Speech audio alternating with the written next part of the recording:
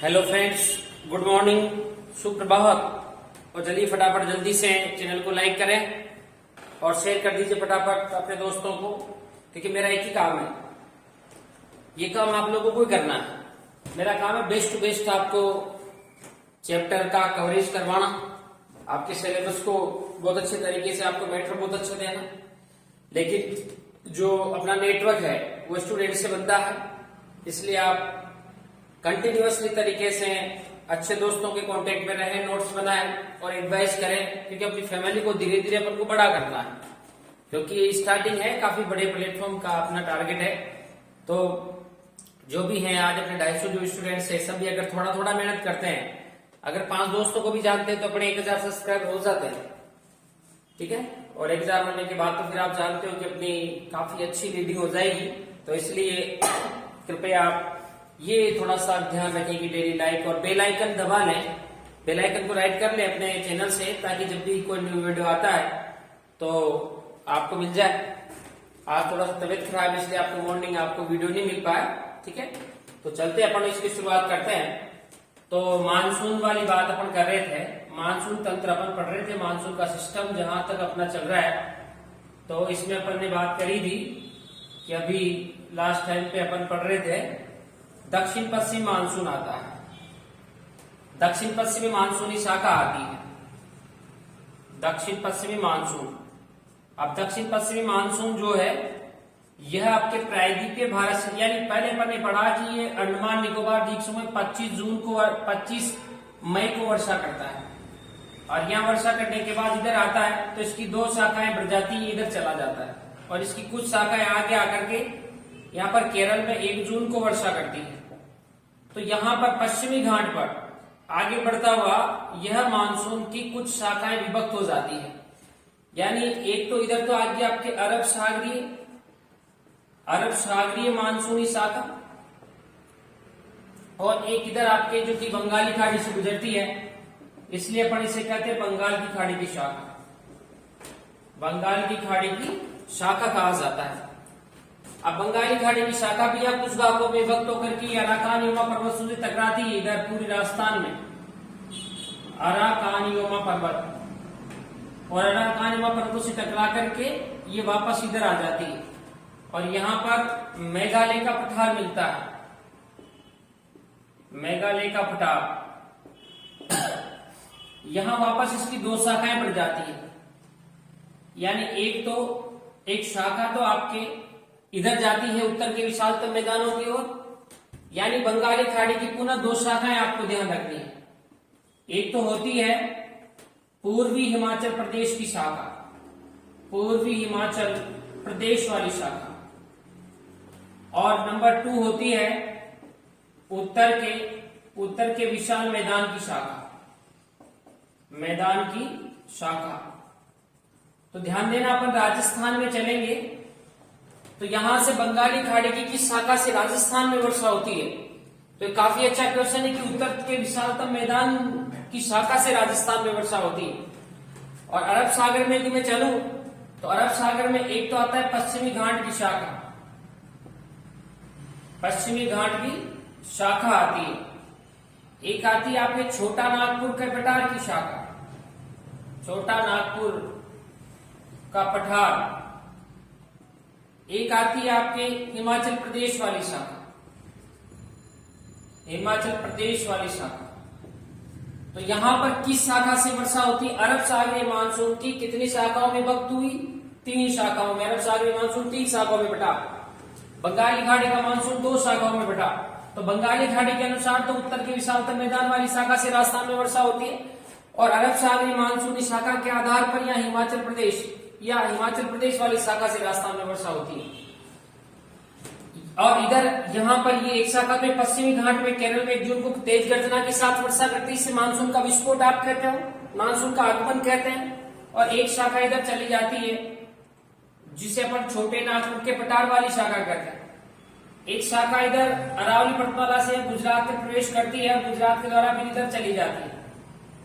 ये आपकी शाखा जो जारी है, एक शाखा तो यही समाप्त हो गई, ये छोटा नागपुर का पठार में गई, और ये आपकी हिमाचल प्रदेश वाली शाखा है, ये हिमाचल प्रदेश वाली शाखा ये छोटे नागपुर के पठार वाली शाखा और ये पश्चिमी घाट वाली शाखा, पश्चिमी घाट वाली शाखा, ठीक है।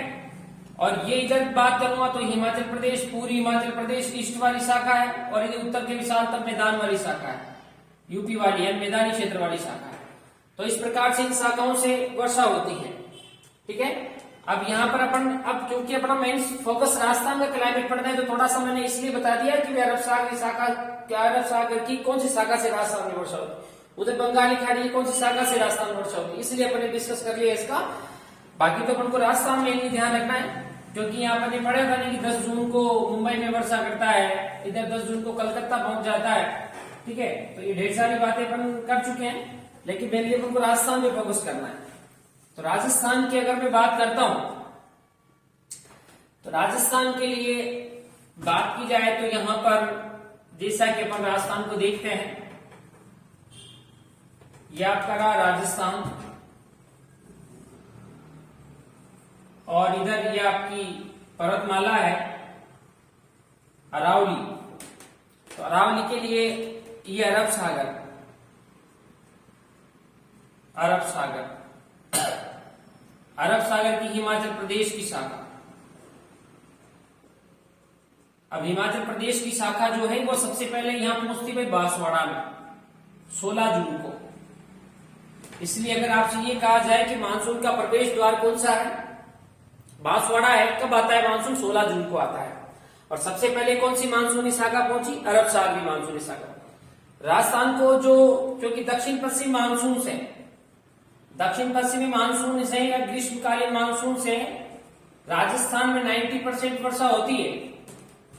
अब 90 में से लगभग 25% वर्षा आपको अरब सागरी शाखा से प्राप्त होती है। अब जैसे ये यहाँ आएगा तो डूंगरपुर में, उदयपुर में और सिरोही में सर्वाधिक समय तक ये मानसूनी शाखा जो सिरोही में रुकती है, रुकावट ज्यादा होती है क्योंकि वहां ऊंचाई बहुत ज्यादा है और उसके लिए वहां पर बादल काफी समय तक रुक जाते हैं, इससे रुकावट ज्यादा होती है अरब सागरी शाखा की। और यहाँ आने के बाद फिर इधर जैसे आगे बढ़ता है तो इससे राजस्थान में अरावली पर्वतमाला की स्थिति मिलती है मानसून हवाओं की दिशा के समानांतर, इसलिए बिना या आंशिक वर्षा करती हुई यह अरब सागरी शाखा आगे बढ़ जाती है।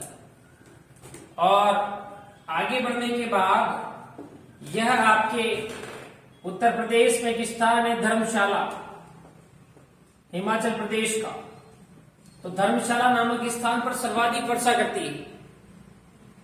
हाँ, लेकिन इधर पश्चिमी राजस्थान में खारे पानी की झीलें हैं, कहीं न कहीं अरब सागरी शाखा का भी योगदान है, क्योंकि यहाँ कच्ची खाड़ी पड़ती है तो कच्ची खाड़ी से लवणता के कणों को अपने साथ उड़ा करके लाती है और भारी होने के कारण उन्हें पश्चिमी राजस्थान में डालती जाती है, गिरा देती है। इसलिए क्या होता है, उन्हें आगे वहन करने में असमर्थ होती है शाखा। इसलिए क्या होता है कि पश्चिमी राजस्थानी खारे पानी की झीलों में निरंतर रूप से लवणता में वृद्धि हो रही है। वृद्धि होने का प्रमुख कारण क्या है, कौन सी शाखा है, अरब सागरी शाखा। इधर मैं चलूंगा आपके तो बंगाली खाड़ी की जो शाखा है उसकी उत्तर के विशालतम मैदान वाली जो शाखा आ रही है वो दक्षिण पूर्वी क्षेत्रों में झालावाड़ से प्रवेश करती है। झालावाड़ से प्रवेश करने के बाद दक्षिण पूर्वी क्षेत्रों में रुकती है, इसलिए इससे सर्वाधिक वर्षा झालावाड़ में प्राप्त होती है। यानी इसका प्रवेश द्वार झालावाड़ है, अरब सागरी का प्रवेश द्वार बांसवाड़ा है। अब जो बादल हल्के हो जाएंगे वर्षा करने के बाद तो धीरे धीरे क्या, क्योंकि हवाएं दक्षिण पश्चिम से उत्तर पूर्व की ओर चलती है, इसलिए ये भी अरावली पर्वतमाला के समांतर आगे बढ़ते हैं। और आगे बढ़ने के बाद यहां पर है दिल्ली। दिल्ली में दोनों मानसूनी शाखाएं मिल जाती है। मिलने के बाद उत्तर पूर्वी भारत में सर्वाधिक वर्षा प्रदान करता है दक्षिण पश्चिम मानसून। अब देखो, ये बंगाली खाड़ी की शाखा जो है, बंगाली खाड़ी की शाखा के द्वारा इस भाग में वर्षा नहीं होती, इस भाग में वर्षा नहीं होती है। उसका प्रमुख कारण क्या है, क्योंकि ये वृष्टि छाया प्रदेश में आता है। वृष्टि छाया प्रदेश पश्चिमी राजस्थान, जो राजस्थान में, क्योंकि राजस्थान में होने वाली कुल वर्षा का लगभग 65% प्राप्त होता है आपको बंगाली खाड़ी के मानसूनी शाखा से। ये बंगाली खाड़ी की मानसूनी शाखा है, बंगाल की खाड़ी की मानसूनी शाखा। सर्वाधिक वर्षा बंगाली खाड़ी की मानसूनी शाखा की उत्तर की विशालतम मैदान वाली शाखा से आपको प्राप्त हो रही है। कुल वर्षा का 65% प्राप्त हो रहा है, सर्वाधिक वर्षा देता है। उसी के साथ ही अरब सागरी मानसून जो है ये 25% वर्षा देता है। अब लेकिन बंगाली खाड़ी की मानसून शाखा से दक्षिण पूर्वी राजस्थान में वर्षा होती है, पश्चिमी राजस्थान में नहीं होती, क्योंकि वृष्टि छाया प्रदेश है। अब अपन इसको अंडरस्टैंड कर लेते थोड़ा सा, वृष्टि छाया प्रदेश क्या है। जैसे मान लीजिए ये कोई पर्वत हो, ये बंगाली खाड़ी की शाखा आ रही है, तो ये तो होगा पवनमुखी एरिया। पवन जिधर से पवनें आती है उनके सामने वाला भाग तो पवनमुखी होता है। पवनमुखी ढाल तो पवनमुखी क्षेत्र को सर्वाधिक वर्षा प्राप्त करता है। लेकिन एक स्थान होता है जिसे पवन विमुखी, ये वाला ढाल पवन विमुखी होता है। तो पर्वतों का पवन विमुखी ढाल क्या कहलाता है? वृष्टि छाया प्रदेश कहलाता है। या मानसून हवाओं के विपरीत दिशा में पर्वत का जो भाग आता है उसे वृष्टि छाया प्रदेश कहते हैं। तो इसके द्वारा बंगाली खाड़ी की मानसूनी हवाओं से पश्चिमी राजस्थान में वर्षा नहीं होकर के कुछ बादल जो हल्के होते हैं वह अरावली पटमा से टकरा करके कहां जाके वर्षा करते हैं? पाकिस्तान में वर्षा करते हैं। लेकिन पश्चिमी राजस्थान बंगाली खाड़ी की मानसूनी शाखा से वर्षा प्राप्त नहीं करता। या तो अरब सागरी शाखा से करता है आंशिक रूप से, या फिर अरब सागरी शाखा से करने के बाद, या फिर यहाँ पर आते हैं पश्चिमी विक्षोभ, पछुआ पवने यहाँ पर आती है। एक और बात अपन कर लेते हैं कि अरब सागरी मानसूनी हवाओं को क्या कहा जाता है? वे पिछवैया कहा जाता है। क्या कहा जाता है? पिछवैया। बंगाली खाड़ी की आने वाली मानसूनी हवाओं को क्या कहा जाता है? पूर्वैया, क्योंकि ये पूर्व की ओर से आती है, पूर्वैया। काफी अच्छे क्वेश्चन है दोनों कि बंगाली खाड़ी से आने वाली मानसूनी हवाएं क्या कहलाती है? पूर्वैया कहलाती है। और अरब सागरी मानसूनी शाखा से आने वाली मानसूनी हवाओं को क्या कहा जाता है? पिछवैया कहा जाता है। अपन को मोस्टली एक बात और याद रखनी, ये तो बात आपको याद रखनी है कि दक्षिण पश्चिम मानसून से कितनी वर्षा प्राप्त होती है, अरब सागरी मानसूनियों को क्या कहा जाता है, बंगाली खाड़ी की मानसूनियों को क्या कहा जाता है, ये तो बातें अपन ध्यान रखेंगे सही। मानसून का प्रवेश द्वार क्या होता है, बांसवाड़ा होता है, कब आता है? 16 जून को। यह 21 जून को पूरे राजस्थान को कवर करने का। एक और बहुत अच्छी बात आपको याद रखना, सबसे बाद में मानसून कहां पहुंचता है? वही जैसलमेर। कहां पहुंचता है? सबसे अंतिम रूप से मानसून जैसलमेर पहुंचता है। अब जैसलमेर क्यों पहुंचता है सबसे बाद में? उसका रीजन अपन जेट स्ट्रीम प्रवाह अपन पढ़ेंगे, जब शीत ऋतु आप पढ़ोगे तो वहां क्लियर हो जाएगा कि यहाँ मानसून पुनः इधर कैसे आता है, वो अपन बात करेंगे। अभी इतना से जान रखिए, सबसे बाद में मानसून कहां पहुंचता है? जैसलमेर पहुंचता है।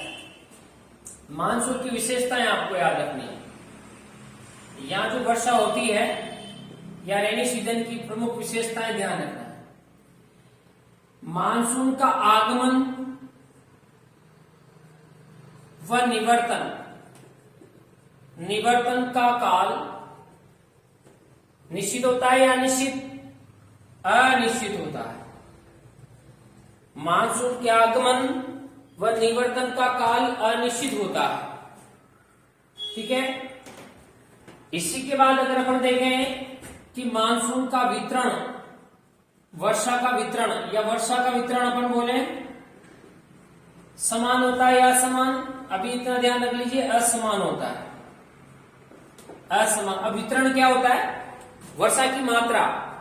वितरण का मतलब होता है अलग अलग जगह बढ़ना, तो सभी जगह एक समान ही बढ़ती है, सभी जगह जैसी वर्षा होती है, अलग अलग तरीके से वर्षा, अलग अलग मात्रा में वर्षा होती है। दक्षिण पूर्वी राजस्थान में सर्वाधिक होती है, इधर उत्तर पश्चिमी राजस्थान में बहुत कम होती है। सर्वाधिक वर्षा। अब इसका क्वेश्चन 3 प्रकार से है, क्षेत्र है, जिला है और स्थान है। इसी के अपोजिट अपन बात करेंगे न्यूनतम वर्षा। वही आपको इसका क्षेत्र याद रखना है, जिला, और फिर क्या हो जाएगा आपका स्थान। सर्वाधिक क्षेत्र, जिला व स्थान। तो इस प्रकार से अपन ये चीजें ध्यान रखेंगे। और अब अगर मैं इसमें देखता हूं तो क्षेत्रफल या क्षेत्र जो एरिया है, जो सर्वाधिक वर्षा प्राप्त करता है, तो दक्षिण पूर्वी राजस्थान ही सर्वाधिक वर्षा प्राप्त करता है। दक्षिण पूर्वी राजस्थान 80 से 120 सेंटीमीटर। कितनी वर्षा प्राप्त करता है भाई? 80 से 120 सेंटीमीटर। जिला कहा जाए कि भाई कौन सा जिला सर्वाधिक वर्षा प्राप्त करता है, तो एक तो झालावाड़ है जो 100 सेंटीमीटर, और एक बांसवाड़ा है जो 90 सेंटीमीटर वर्षा प्राप्त करता है। या अपन यहां बोले 40 दिन वर्षा होती है। स्थान है तो माउंट आबू, लगभग यहां पर 153 सेंटीमीटर वर्षा होती है। अब ये जो अपन ने स्थान देखे, सभी स्थानों पर वर्षा बंगाली खाड़ी की शाखा से होती है, केवल बांसवाड़ा को छोड़कर। बांसवाड़ा दोनों मानसूनी शाखाओं से वर्षा प्राप्त करता है, बंगाली खाड़ी से भी और अरब सागरी से। राजस्थान का सर्वाधिक वर्षा वाला स्थान माउंट आबू है। विश्व का सर्वाधिक वर्षा वाला स्थान मोहसिन राम है। तो अपन राजस्थान का मोहसिन राम किसे कहते हैं? माउंट आबू कहते हैं। विश्व में सर्वाधिक वर्षा मोहसिन राम मेघालय में होती है, 1180 सेंटीमीटर। अब सर्वाधिक वाला दक्षिण पूर्वी राजस्थान है, तो न्यूनतम वाला हो गया आपका कौन सा होगा? उत्तर पश्चिमी राजस्थान। उत्तर पश्चिमी राजस्थान। और उत्तर पश्चिमी राजस्थान में वर्षा कितनी होती है? 10 से 50 सेंटीमीटर, या 10 से 40 सेंटीमीटर भी कह सकते हैं। जिला हो गया, सबसे कम वर्षा होती है जैसलमेर में, लगभग 5 से 10 सेंटीमीटर। दूसरा जिला है आपका बीकानेर, 10 से 15 सेंटीमीटर, 10 से 12 सेंटीमीटर वर्षा यहां पर होती है। स्थान है तो सबसे कम वर्षा होती है भाई फलौदी जोधपुर में। फलौदी जोधपुर, जहां लगभग 2 से 4 सेंटीमीटर वर्षा होती है। अब ये वर्षा का वितरण क्या हुआ? असमान हुआ। क्या हुआ? असमान होता है। इसी के साथ ही अगर मैं बात करूंगा तो राजस्थान में औसत वर्षा कितनी होती है? औसत वर्षा लगभग 57-58 सेंटीमीटर होती है, या 57.20, एग्जैक्ट कहूं तो 57.20 सेंटीमीटर वर्षा होती है राजस्थान में, औसत वर्षा। फिर एक और अच्छा क्वेश्चन है कि राजस्थान का वह जिला जो राज्य की वर्षा के औसत के समान वर्षा प्राप्त करता हो, तो बताइए कौन सा होने वाला है? अजमेर। कौन सा होगा? अजमेर है। अजमेर राजस्थान की वर्षा के औसत के समान वर्षा करता है, प्राप्त करता है। वर्षा का प्रतिशत घटता है या वर्षा की मात्रा घटती है, किस दिशा से किस दिशा की ओर घटती है? तो दक्षिण और पूर्व में सर्वाधिक वर्षा होती है। इसके अपोजिट इधर से इधर जाऊंगा मैं उत्तर पश्चिम में, तो उत्तर पश्चिम में वर्षा की मात्रा में कमी आती जाती है। तो घटता किधर है? दक्षिण पूर्व से उत्तर पश्चिम की ओर घटता है। इसके अपोजिट अगर मैं बात करूंगा तो वे बढ़ता किधर है? तो उत्तर पश्चिम से दक्षिण पूर्व की ओर बढ़ता है। ठीक है। फिर अगर मैं आपसे पूछूं कि राजस्थान में वर्षा वाले दिनों की संख्या कितनी है? 29 दिन। ऐसा माना गया है कि राजस्थान में 29 दिन वर्षा होती है। वर्षा वाले दिन 29 ही दिन। वैसे वर्षा ऋतु 3.5 माह की होती है, लेकिन जिस दिन वर्षा होती है तो वर्षा वाले दिन टोटल कितने माने जाते हैं? 29 ही माने जाते हैं। इस प्रकार से आपको ये वर्षा का सिस्टम थोड़ा सा याद रखना है। ठीक है बात। दोनों मानसूनी शाखाओं से वर्षा बांसवाड़ा प्राप्त करता है। सबसे बाद में मानसून जैसलमेर पहुंचता है, सबसे पहले बांसवाड़ा पहुंचता है। काफी अच्छी क्वेश्चन है, ध्यान रखना। इसके बाद अगर मैं थर्ड क्लाइमेट या थर्ड ऋतु की अगर मैं बात करता हूं तो आप जानते हो ग्रीष्म वर्षा के बाद अब कौन सी ऋतु आने वाली है अपनी? ग्रीष्म और वर्षा के बाद क्लाइमेट या ऋतु कौन सी आएगी? बोलिए फटाफट। कौन सी ऋतु आने वाली है? शरद। कौन सी ऋतु आएगी भाई? शरद ऋतु आती है। अब शरद ऋतु का सिस्टम अगर अपन देखते हैं तो क्या होने वाला है भाई? ये आपका 0 डिग्री है भूमध्य यानी इक्वेटर। अब अपन को दक्षिणी गोलार्ध में जाना पड़ेगा, साउथ, यानी कौन सी रेखा हो गई? मकर रेखा। अब आपको ये वाली बात ध्यान रखनी। अभी तक अपन उत्तरी गोलार्ध में सूर्य की स्थिति थी, अब थोड़ा सा अपोजिट पर जाएंगे। यहां पर 23 सितंबर यानी सितंबर अंत तक सूर्य रहता है जब तक वर्षा ऋतु होती है। वर्षा के बाद जैसे अपन चलेंगे तो यहाँ पर ये अक्टूबर है, ये नवंबर है, ये अक्टूबर और ये कौन सा माह हो गया भाई, नवंबर, मध्य नवंबर तक। यानी ये आपका ऋतु का एरिया है शरद ऋतु का। 1 से 1/2 माह होता है। सबसे छोटी ऋतु है 1.5 माह की, 1 से 1/2 माह की ऋतु होती है। तो वही सिस्टम अपने पास यहां पर है। अवधि क्या होने वाली है, अक्टूबर से मध्य नवंबर, मध्य नवंबर के बाद फिर शीत ऋतु लग जाती है। यानी 1 से 1/2 माह सबसे छोटी ऋतु मानी गई है, सबसे छोटी ऋतु मानी जाती है। फिर अपन चलते हैं, सूर्य की स्थिति क्या रहती है, यानी सूर्य कौन से गोलार्ध में रहता है। अब देखिए, अभी तक तो था सूर्य कौन से गोलार्ध में, उत्तरी गोलार्ध में, सितंबर माह तक, सितंबर के अंतिम सप्ताह तक उत्तरी गोलार्ध में था। अब दक्षिणी गोलार्ध में आ चुका है, अक्टूबर नवंबर। तो कौन सा गोलार्ध हो जाएगा, दक्षिणी गोलार्ध। अरे जीके का फंडा है ना, बिल्कुल सीधा है। वैसे जीके को याद करने में लोग है ना अपनी पूरी लाइफ निकाल देते हैं, लेकिन अगर चाहो ना तो बिल्कुल इतना सिंपल मैटर है। मुझे तो कभी लगा ही नहीं मेरी लाइफ, जबकि मैं तो आप जानते हो रियली में वैसे कहना ना चाहिए, लेकिन मैं इंग्लिश का स्टूडेंट हूं, मैं लेक्चरर हूं तो मैं इंग्लिश से हूं, बट मैं जीके मुझे काफी अच्छा लगता है। और आज बच्चे या जो भी लोग मुझे जानते हैं जीके के हिसाब से जानते हैं, मोस्टली जीके। वैसे इंग्लिश अच्छा है, काफी अच्छा है, तभी तो लेक्चर बना है या नहीं। भाई अगर इंग्लिश अच्छी नहीं होती तो इंग्लिश से सेकंड ग्रेड लेक्चर कैसे बनता। इंग्लिश अच्छा है लेकिन जीके भी अच्छा, यानी 1 से अधिक विषय में पारंगत हो सकता है इंसान, दक्ष हो सकता है अगर चाहे तो। अरे कोई सा सब्जेक्ट ले लीजिए, रात को पढ़ो सुबह कंप्लीट, ऐसा कोई सब्जेक्ट बना ही नहीं। कॉन्फिडेंस होना चाहिए। ऐसा क्यों है, पढ़ते रहते हैं भूल जाते हैं, एक सिस्टम से पढ़िए। मुझे तो कभी लगा ही नहीं फक्त ये सक संग से चल रहा है, कभी लगा ही नहीं कि भाई यार वास्तव में जीके में ऐसा भी कुछ होता है। आप भले पढ़ रहे कंटिन्यू पढ़ते जाइए, पर इतना स्टेमिना होता नहीं है। तो करा दो कंप्लीट फटाफट, ऐसी को टेंशन आप तो फटाफट सब्सक्राइब बढ़ाइए, करिए बात सभी दोस्तों से आपस में, बाकी अपन बहुत अच्छा कर लेंगे। आपको जो भी कंपटीशन आए मुझे बताना कि सर ये टॉपिक परेशान कर रहा है, उसका पोस्टमार्टम कर देंगे, पैसा इशू है नहीं।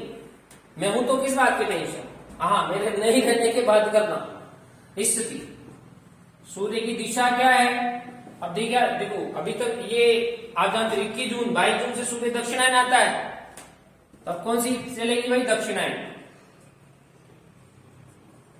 दक्षिणायन होता है। चलिए अब होता क्या है, ये 23 से 1/2 डिग्री नॉर्थ है, यानी कौन सी रेखा हो गई आपकी, कर्क रेखा। अब सूर्य कौन से गोलार्ध में, दक्षिणी गोलार्ध में, तो अगर टेम्परेचर के साथ हाई टेम्परेचर, कौन सा टेम्परेचर होगा, धीरे धीरे हाई टेम्परेचर होने लगेगा। हाई टेम्परेचर होने के साथ ही यहाँ पर प्रेशर कैसा बनने लगेगा भाई, लो प्रेशर, निम्न वायुदाब बनेगा। उच्च तापमान बनने के साथ ही निम्न वायुदाब की दशाएं निर्मित होगी। अब इस समय उत्तरी गोलार्ध में क्या है, लो टेम्परेचर बनेगा, निम्न तापमान निर्मित होता है, क्योंकि सूर्य वहां से दक्षिण में आ चुका है। तो लो टेम्परेचर होने के साथ ही यहीं पर आपका प्रेशर बनेगा हाई प्रेशर। तब हवाएं कैसी चलेगी, उत्तर से दक्षिण, हवाएं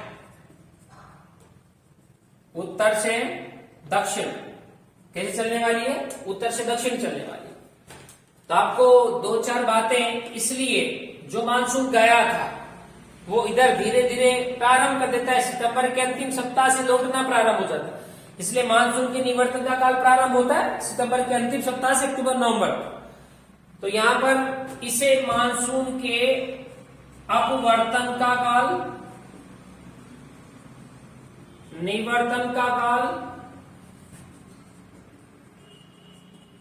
या अपन बोलते हैं, क्या बोलते हैं, लौटने का काल कहा जाता है। मानसून के अपवर्तन, निवर्तन या लौटने का काल किस ऋतु को कहते हैं, अपन मोस्टली शरद ऋतु को कहते हैं। एक और बात आपको याद है, सबसे धीमी गति से हवाएं चलती है, सबसे धीमी गति से हवाएं किस ऋतु में चलेगी? शरद ऋतु में। माह कौन सा होगा? नवंबर। और इसके अपोजिट जाइए, सर्वाधिक तेज गति से हवाएं कौन से माह में चलेगी भाई? जून माह में। ऋतु कौन सी होगी? ग्रीष्म। और यहाँ पे कौन सी ऋतु है? सबसे धीमी गति से हवाएं नवंबर माह में शरद ऋतु में चलती है, जबकि सर्वाधिक तेज गति से हवाएं जून माह में ग्रीष्म ऋतु में चलती है। ठीक है, तो इस प्रकार से आपको मौसमी क्वेश्चन ये ज्यादा पूछा जाता है भाई। अपवर्तन निवर्तन का काल कौन सी ऋतु को कहते हैं? शरद ऋतु को। अगर शरद नहीं दे तो शरद का एक पार्ट, क्योंकि प्रधान ऋतुएं कितनी होती है? 3, ग्रीष्म वर्षा शीत। तो फिर उस आधार पर इसे भी किस में इंक्लूड कर लिया जाता है भाई? शीत में। तो फिर मानसून के निवर्तन अपवर्तन का काल कौन सी ऋतु हो गया? कौन सी ऋतु हो गया भाई? शीत ऋतु। तो ये बात आप ध्यान रखना। चलिएगा नेक्स्ट प्रोसेस में अपनी अंतिम जो अंतिम जो ऋतु बच रही है आपकी, कौन सी? शीत। ले चलता हूं आपको, शीत ऋतु पर भी ले चलता हूं। जब यहां तक घुमा लाया तो शीत पे भी ले चलता हूं।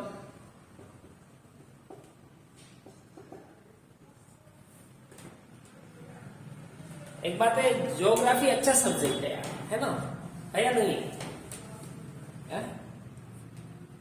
अरे कुछ भी करो, सिलेक्शन लेना ही है। अगर कुछ कमी लगे तो मैं हूं, आप मुझे तो भी बताना। जो भी एग्जाम आपका आ रहा है उस एग्जाम को पढ़ना। आप मेरे व्हाट्सएप या फिर मेरे जो कमेंट बॉक्स है आपको उसमें भेजना कि सर ये टॉपिक प्रॉब्लम कर रहा है बिफोर एग्जाम। और आई होप एक आध दिन में अपन रीड का जो टॉपिक्स है वो लेने वाला हूं बहुत जल्दी। साइकोलॉजी और ज्योग्राफी या जो भी जीके वाला पोर्शन है उसको लेंगे अपन बहुत जल्दी। थोड़ा तबीयत वैसे कल से था, अगर ठीक रही तो कल से, नहीं तो फिर मंडे से ट्यूसडे से अपन कर देंगे। ये 0 डिग्री, ये 23 से 1/2 डिग्री साउथ, ये मकर रेखा है। ये कौन सी रेखा है? भूमध्य रेखा। कौन सी रेखा है? भूमध्य रेखा। अब अपन नवंबर में तो थे ही सही, तो नवंबर के बाद ये दिसंबर, तो 22 दिसंबर, ये तो नवंबर था। मध्य नवंबर से ये 22 दिसंबर को सूर्य यहां पर पहुंच चुका है। फिर जनवरी, फरवरी और यहां पर होगा आपका जनवरी। मध्य नवंबर से दिसंबर, जनवरी, फरवरी, कौन सी ऋतु हो गई? शीत ऋतु। कौन सी ऋतु हो जाती है? तो चलिए आ जाइए, 1 by 1 point two point clear करते चले। अवधि क्या होगी? ये ले, मध्य नवंबर से क्या होने वाली भाई? फरवरी। क्या होगा? फरवरी। ये ठंडा महीना, ये अच्छी बात है। बाकी में अपन ने किया नहीं, ठंडा महीना, गर्म महीना किया था। ठंडा महीना कौन सा होगा भाई? जनवरी। सबसे ठंडा महीना होने वाला है जनवरी। हाँ, ये ठंडा दिन, ये बहुत अच्छी बात है। कटिबंधीय आधार पर 22 दिसंबर कौन सा होगा? कटिबंधीय आधार पर सूर्य की स्थिति के आधार पर सूर्य की सबसे दूरी होती है 22 दिसंबर को राजस्थान से, इसलिए सबसे तिरछी किरणें पहुंचती 22 दिसंबर को। तो 22 दिसंबर सबसे ठंडा दिन, सबसे तिरछी किरणें और सबसे छोटा दिन होता है, सबसे बड़ी रात होती है। ये बात आपको ध्यान रखना है 22 दिसंबर के बारे में। इसके बाद अपन चले सूर्य की स्थिति। बताइए गोलार्ध कौन सा होगा? कौन से गोलार्ध में चल रहे हैं अपन? दक्षिणी गोलार्ध। कौन सा गोलार्ध हो गया? दक्षिणी गोलार्ध। अब यहां पर दक्षिणी गोलार्ध के बाद दिशा बताइए, सूर्य की दिशा क्या होगी? दक्षिणायन या उत्तरायण? लॉजिक लगाइए फटाफट, मैप पर जाइए। दक्षिणायन पहले, लेकिन किस तारीख तक? 22 दिसंबर तक। 23 से क्या हो जाएगा? उत्तरायण। क्या होने वाला है? उत्तरायण। हवाएं, बताओ कैसी चलना? उत्तर से दक्षिण है, दक्षिण से उत्तर। यहां लो टेम्परेचर, यहां हाई टेम्परेचर, यहां हाई प्रेशर, यहां लो प्रेशर, तो कैसी चलेगी? उत्तर से दक्षिण। क्लियर? अरे भाई क्लियर? कोई प्रॉब्लम? Any question? नो? अरे बहुत जल्दी अपन लाइव क्लास में मिलेंगे यार, बड़ी इच्छा है, ताकि अपन आमने सामने थोड़ा सा बातें करते रहे तो और भी मजा आता है। चलेगा। और अब अपन देखते हैं यहां पर राजस्थान की स्थिति के बारे में कि राजस्थान में कहां क्या होता है। सबसे ठंडा जिला बताइए कौन सा होगा? चूरू, क्योंकि वार्षिक तापांतर सर्वाधिक किसमें है? चूरू में है। और फिर सबसे ठंडा स्थान सिरोही में कौन सा होगा? माउंट आबू। क्या होने वाला है? माउंट आबू सबसे ठंडा स्थान, क्योंकि ऊंचाई क्या है? या मतलब समुद्र से ऊंचाई है, इस कारण से सबसे ठंडा होता है। कोई सी ऋतु में देख लीजिए कि ऊंचाई के साथ साथ तापमान से राजस्थान के औसत तापमान में 10 डिग्री सेंटीग्रेड का अंतर होता है, ऊंचाई पर स्थित होने के कारण। विश्व का सबसे ठंडा स्थान है भाई बर्फोयांश, जो रूस में पड़ता है, इसलिए राजस्थान का बर्फोयांश कौन है भाई? माउंट आबू। कौन सा होगा? माउंट आबू होने वाला है। चलिएगा। क्या सर्दियों में राजस्थान में वर्षा होती है? क्या होती है? अरे सर्दियों में मानसून से वर्षा होती है राजस्थान में, ये पॉइंट ध्यान रखना। अवधि, ठंडा महीना, सबसे ठंडा दिन, सूर्य की स्थिति, दिशा, हवाएं। इधर सिस्टम क्या है ये ध्यान रखना। आगे मैं ले चलता हूं आपको राजस्थान पे शीतकालीन वर्षा। एक क्वेश्चन का जवाब दे पहले आप, फटाफट जल्दी दे दोगे? अरे दे दोगे क्या? पक्का? श्योर? अरे श्योर। चलिए, मानसून लौटेगा ना?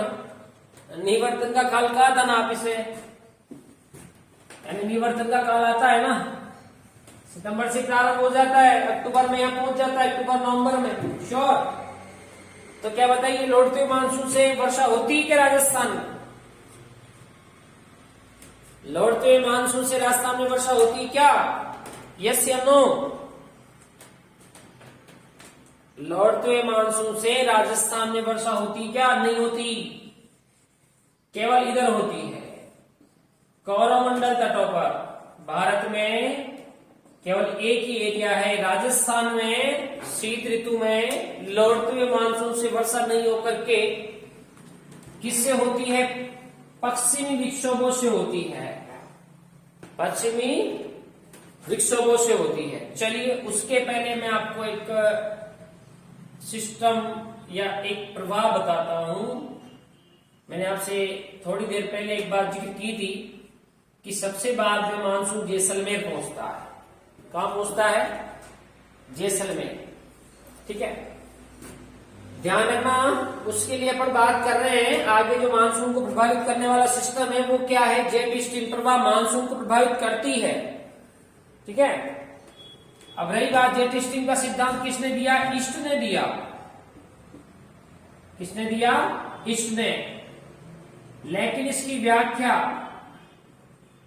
किसने की? कोटेश्वरम व थीन।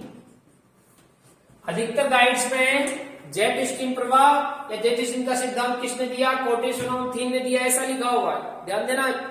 जेट स्ट्रीम प्रवाह या जेट स्ट्रीम का प्रभाव किसने दिया था सिद्धांत? ईस्ट ने। इन्होंने केवल क्या की थी?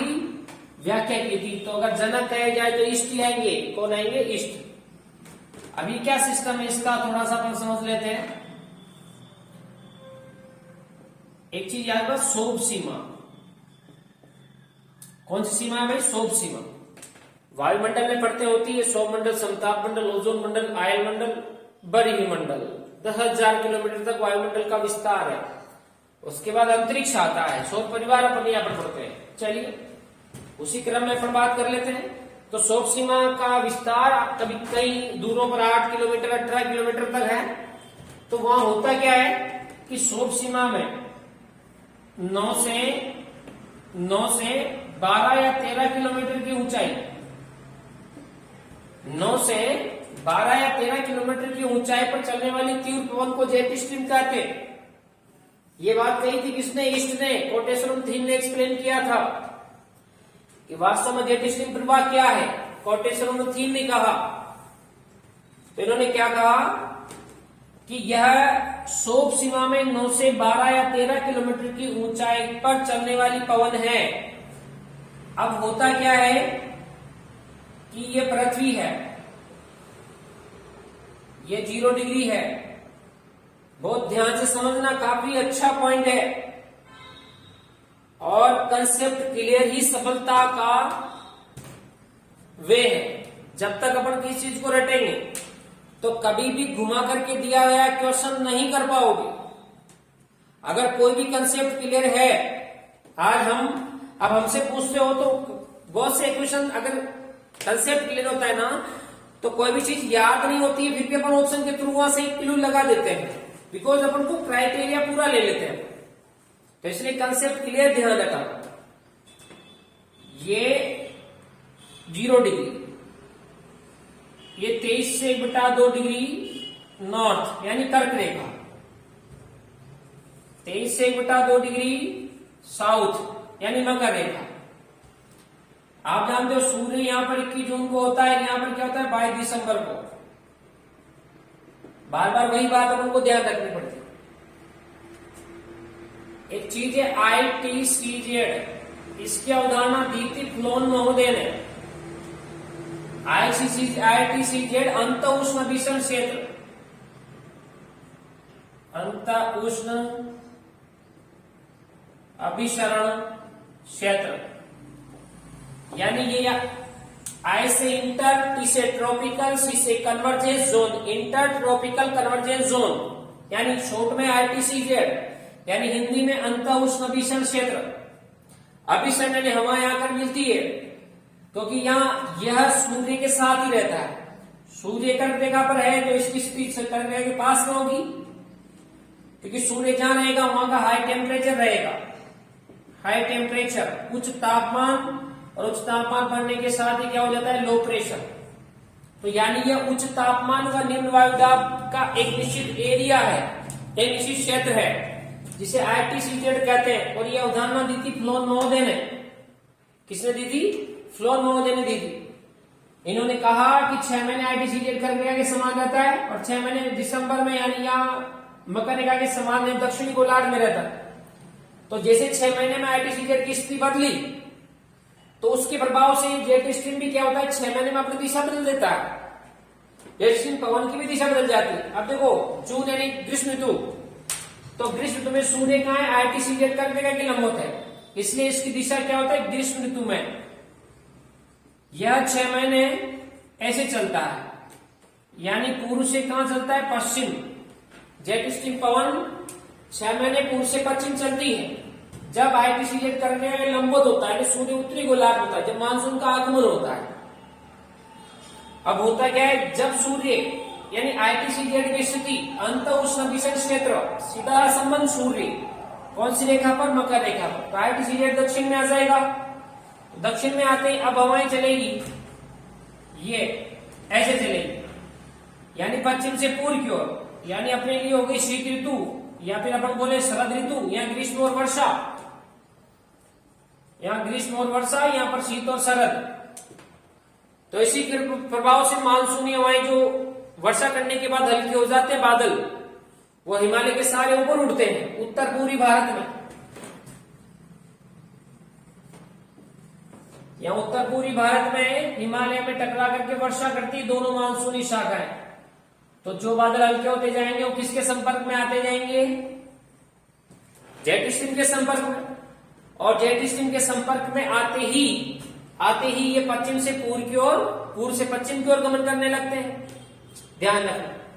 आगे एक और डायग्राम बना रहा हूं मैं आपके, पछुआ पवनी भूमध्यसागरीय चक्रवात कैसे आता है, करते हैं अपन। जेट स्ट्रीम का सिद्धांत किसने दिया? ईस्ट ने। व्याख्या कोटेश्वर नंबर 3 ने की। पवन 9 से 12-13 किलोमीटर की ऊंचाई पर चलने वाली पवन है। कौन सी सीमा में? शोक सीमा। 6 महीने पूर्व से पश्चिम, 6 महीने पश्चिम से पूर्व की ओर। ITCZ का सिद्धांत किसने दिया? फ्लोन ने दिया। चलते हैं आगे। ITCZ क्या है? उच्च तापमान व निम्न वायुदाब। उच्च तापमान व निम्न वायुदाब का क्षेत्र है जिसकी स्थिति सूर्य के साथ ही रहती है। चलिएगा, ले चलता हूं आपको। कहां चलोगे? कहां चलोगे? पाकिस्तान। अरे पाकिस्तान चलना है क्या? युद्ध करने कि दोस्ती करने? चलो जैसा भी आपका मन हो कर लेना। चलते तो है अपन वहां पे, चलना ही पड़ेगा, क्या करें, क्योंकि पाकिस्तान में तो बंगाली गाड़ी की मानसूनी शाखा ही जाके वर्षा करती, सिंधु नदी भी जाती। ये देखिए, ये पश्चिमी एशिया है, ये आपका भारत है।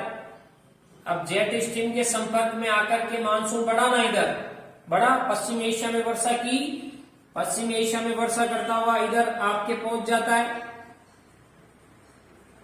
भूमध्य सागर। कहां पहुंच जाता है? यूरोपीय देशों में, पश्चिमी यूरोप, पूर्वी यूरोपीय देशों में वर्षा करता है।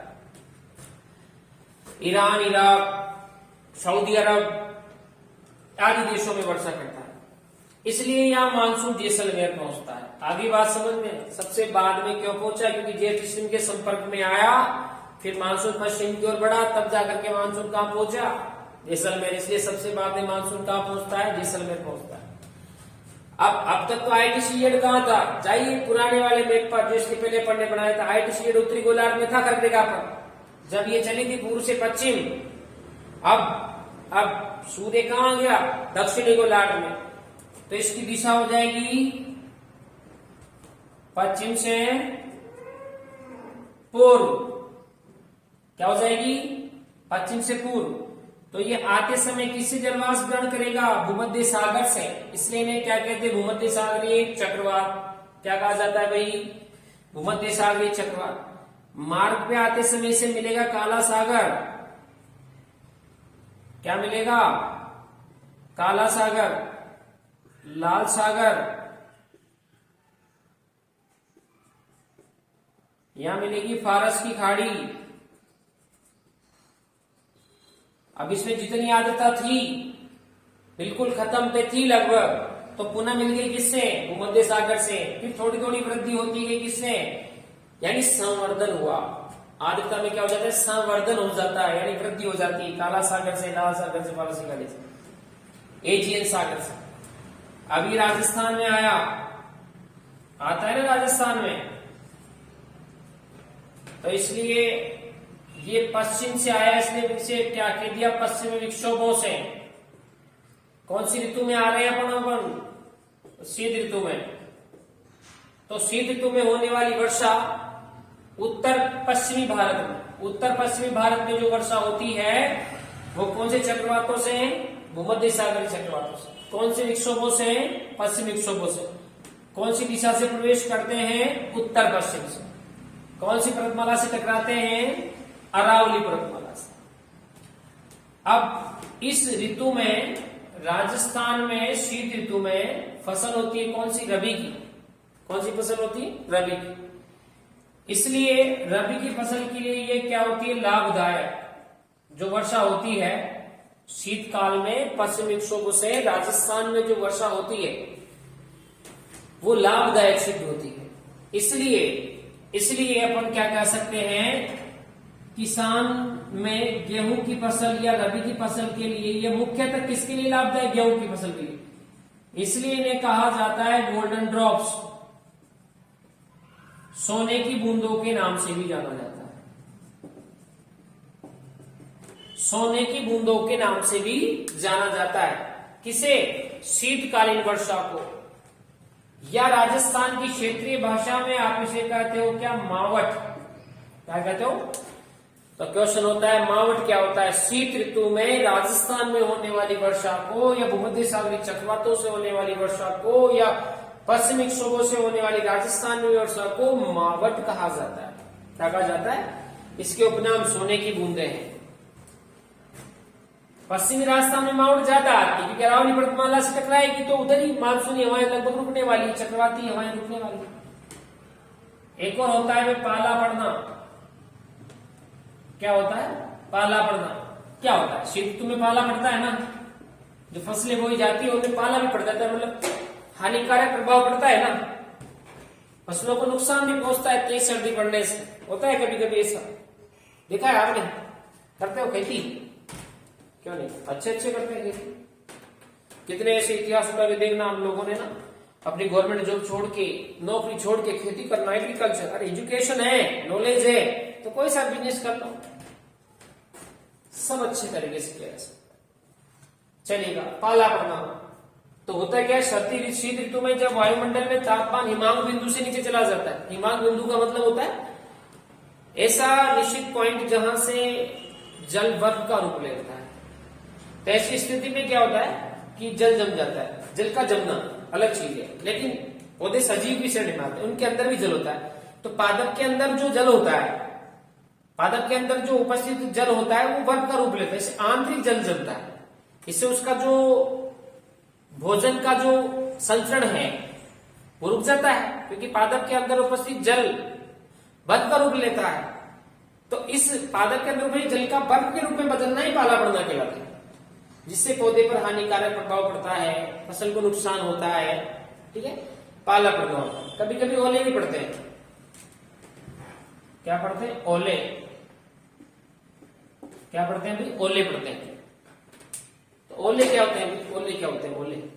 ओले जब वायुमंडल में कुछ जलवाष्प विद्यमान रहती है, जलवाष्प निकट तैरते रहते हैं, तो जब वही टेम्परेचर हिमांक बिंदु से नीचे चला जाएगा तो वायुमंडल में कुछ जल भी बर्फ का रूप ले लेगी, तो वर्षा होगी तो बर्फीली वर्षा होगी। इससे ओले पड़ना, गड़े पड़ना अपने की भाषा में पढ़ कहते हैं।